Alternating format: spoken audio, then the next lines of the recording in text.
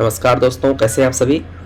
तो चलिए आज हम अपने इस वीडियो में जनरल प्रोविडेंट फंड यानी कि जीपीएफ इसके बारे में डिटेल से समझते हैं और इसके रूल्स, बेनिफिट्स, एलिजिबिलिटी, इस तरह की सारी चीज़ों को हम स्टेप बाय स्टेप इस वीडियो में जानेंगे।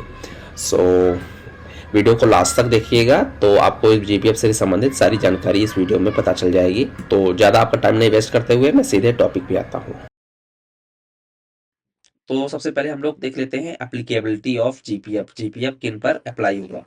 तो जो सेंट्रल गवर्नमेंट एम्प्लॉयज़ हैं और 31 दिसंबर 2003 या कि उससे पहले अपॉइंट हुए थे, उनको ये जीपीएफ रूल्स स्कीम उन पर अप्लाई होती है। ठीक है। आप जानते हैं कि और एलिजिबिलिटी से रिलेटेड कौन कौन से लोग इसमें एलिजिबल होंगे। तो जो परमानेंट गवर्नमेंट एम्प्लॉयज़ होंगे उन्हें तो जीपीएफ में सब्सक्राइब करना ही पड़ेगा, और जो टेम्परेरी गवर्नमेंट सर्वेंट हैं वो after 1 year of continuous service या कि उससे पहले भी अगर वो करना चाहें तो वो इसको सब्सक्राइब कर सकते हैं।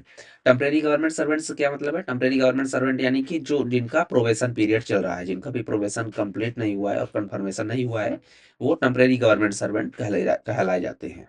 वो जनरली 2 साल का होता है। ठीक है। अब देखते हैं कि जो री एम्प्लॉयड पेंशनर्स हैं, यानी कि मान लीजिए कोई रिटायर हो गया था, ठीक है, उन्होंने रिटायरमेंट ले लिया है कुछ भी, तो वो दोबारा से अगर एम्प्लॉय करे जाते हैं तो वो भी इस फंड के लिए सब्सक्राइब कर सकते हैं। अब जानते हैं कि सब्सक्रिप्शन अमाउंट कितना हो सकता है। तो जो सब्सक्राइबर है वो अपना अमाउंट चूज कर सकते हैं कि मैं इस फंड में जीपीएफ में कितना कंट्रीब्यूट करना चाहता हूँ, लेकिन वो कम से कम 6% उनकी जो सैलरी सैलरी में डीए को हटा के जो उनको मिल रहा है उसमें से 6%, उसका कम से कम 6% और ज़्यादा से ज़्यादा 100% से ऊपर वो नहीं कंट्रीब्यूट कर सकते। ये एक लिमिट होती है कि कम से कम 6% या कि 6% से 100% के बीच में आपको कंट्रीब्यूट करना होता है। और जो इमोलमेंट होता है वो पे जो आपको पैसा मिलता है, लीव सैलरी जो होती है, और अगर फॉरेन में आपको किसी काम के लिए भेजा गया था उसके लिए कुछ पैसा मिला, रिम्यूनरेशन बोनस कुछ भी मिला, तो वो सब कुछ इमोलमेंट्स में इंक्लूड किया जाता है। लेकिन जो डियरनेस अलाउंस महंगाई भत्ता मिलता है उसे इमोलमेंट्स में इंक्लूड नहीं किया जाता है।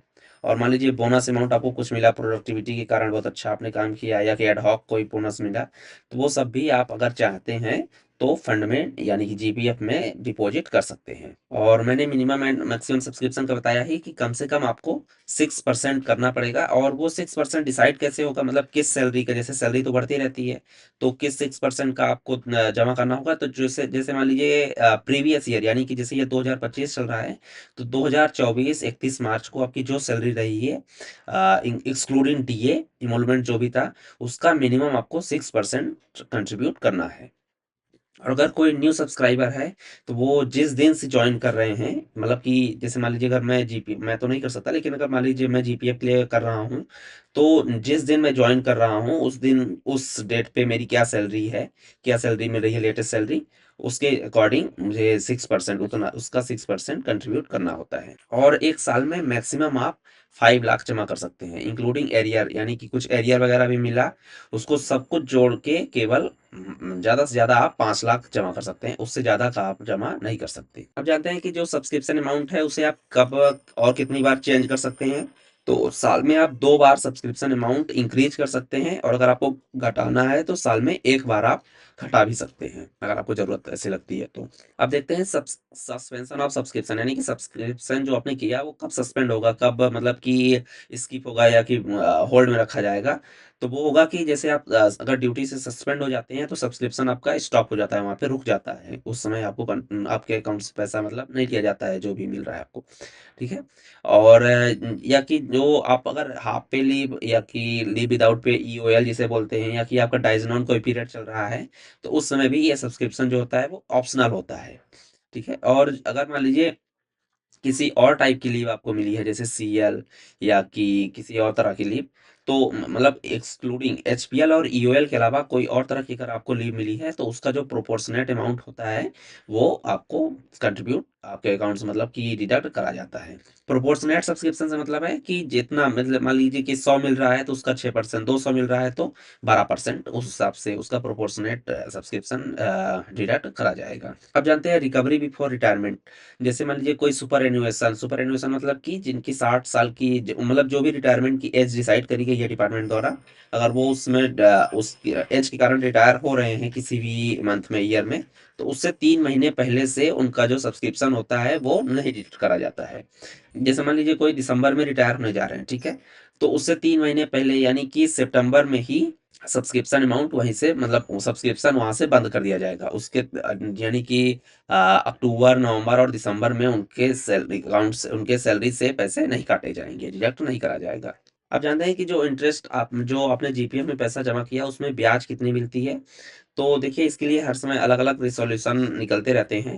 तो जो 1 जनवरी 2023 और 30 सितंबर 2023 के पीरियड के बीच में 7.1% इंटरेस्ट रेट था और ये रिज़ॉल्यूशन निकाल के किया गया था 3 जनवरी 2023, 10 अप्रैल 2023 और 4 जुलाई 2023 के रिज़ॉल्यूशन के अनुसार ये 7.1% इंटरेस्ट रेट रखा गया था। अब आप जानते हैं नॉमिनेशन रूल यानी कि जीपीएफ मान लीजिए आपकी किसी अनफॉर्चुनेट किसी तरह से डेथ हो जाती है, तो जो आपका पैसा होगा वो किसे मिलेगा? आप किसे नॉमिनी बना सकते हैं? इसके बारे में जानते हैं।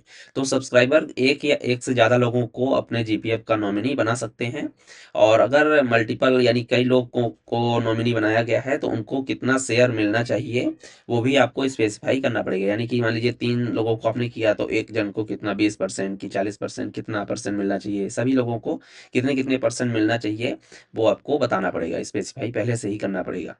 और सब्सक्राइबर किसी भी नॉमिनी को कैंसल कर सकते हैं, अपने नॉमिनेशन को मॉडिफ़ाई कर सकते हैं, लेकिन जो अकाउंट्स ऑफिसर होंगे या कि दूसरे कोई कंसर्न्ड अथॉरिटी उनको आपको नोटिफ़ाई करना पड़ेगा और आप अपने सब्सक्राइबर जो नॉमिनी हैं उनको कैंसल कर सकते हैं या कि उसमें कुछ चेंज कर सकते हैं। लेकिन अगर किसी सब्सक्राइबर की फैमिली है, तो उन्हें अपने फैमिली मेंबर को ही नॉमिनी बनाना होगा। लेकिन अगर फैमिली नहीं है, तो वो किसी भी पर्सन, किसी भी अन्य व्यक्ति को या कि कंपनी, एसोसिएशन, ट्रस्ट या कि किसी भी अदर फंड हाउस को वो अपना नॉमिनी बना सकते हैं। अब अगला रूल है नॉमिनेशन वैलिडिटी से रिलेटेड। तो इसमें यह है कि नॉमिनेशन उस दिन से वैलिड माना जाएगा जब यह अकाउंट ऑफिसर को रिसीव होता है। लेकिन अगर एक एम्प्लॉई हेड ऑफ ऑफिस को नॉमिनेशन सबमिट कर देता है, तो यह फिर भी वैलिड माना जाएगा। चाहे एम्प्लॉइज़ की डेथ ही हो जाए, मतलब अकाउंट्स ऑफिसर के पास पहुँचने से पहले ही उसकी डेथ भी हो जाती है, तब भी यह वैलिड माना जाएगा। अब हम जानते हैं कि फैमिली जो जीपीएफ में फैमिली टर्म यूज़ होता है, तो उस फैमिली में किसको-किसको इंक्लूड किया जाएगा। तो फैमिली में स्पाउस आते हैं यानी कि पति-पत्नी। लेकिन अगर हस्बैंड है और उसकी वाइफ जुडिशियली सेपरेटेड है यानी कि डाइवोर्स हो गया और वो अलग रह रही हैं बाय डिसीजन ऑफ कोर्ट, तो फिर वाइफ को नहीं इंक्लूड किया जाएगा। और अगर हस्बैंड वाइफ हैं, ठीक है, और वाइफ मान लीजिए उसकी जॉब है और उसको हस्बैंड को बाय डिफ़ॉल्ट तो इंक्लूड किया जाता है, लेकिन अगर वाइफ ने मेंशन कर दिया है, स्पेसिफाई किया हुआ है कि मेरे हस्बैंड को नहीं इंक्लूड किया जाना चाहिए, तो फिर हस्बैंड को फैमिली नहीं माना जाएगा।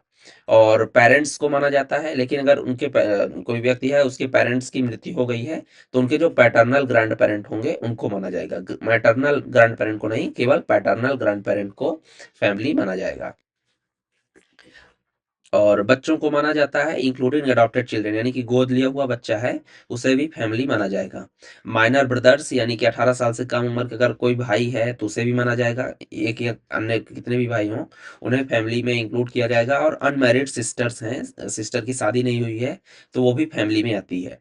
और बेटा अगर है और उसकी डेथ हो गई है, तो उसके बच्चे और उसकी जो वाइफ होगी विडो, उसे भी फैमिली में आपकी फैमिली में उसे माना जाएगा। और अगर आपने किसी बच्चे को 18 साल से कम उम्र के बच्चे को आपने लीगली अडॉप्ट किया है और उससे इस नेचुरल चाइल्ड का स्टेटस दिया है गार्जियंस एंड वार्ड्स एक्ट 1890 के अकॉर्डिंग के तहत, तो फिर वो बच्चा जो जिसे आपने गोद लिया था, वो भी आपका चाइल्ड नेचुरल चाइल्ड माना जाएगा। लेकिन उसके लिए आपने अगर पहले से ये विल तैयार की है, तो ही इंक्लूड किया जाएगा। यानी कि उसके लिए आपको पहले से एक विल वसीयत तैयार करना होगा कि सबमिट करना होगा कि ये मेरा नेचुरल चाइल्ड, मैंने इसे अडॉप्ट किया है, मेरा बायोलॉजिकल चाइल्ड नहीं है और इसे मैंने अडॉप्ट किया है और इसे मैं नेचुरल चाइल्ड का दर्जा देता हूँ, तो उसे नेचुरल चाइल्ड माना जाएगा और वो आपकी फैमिली में आएगा। तो दोस्तों जनरल प्रोविडेंट फंड यानी जीपीएफ से रिलेटेड इतना ही था।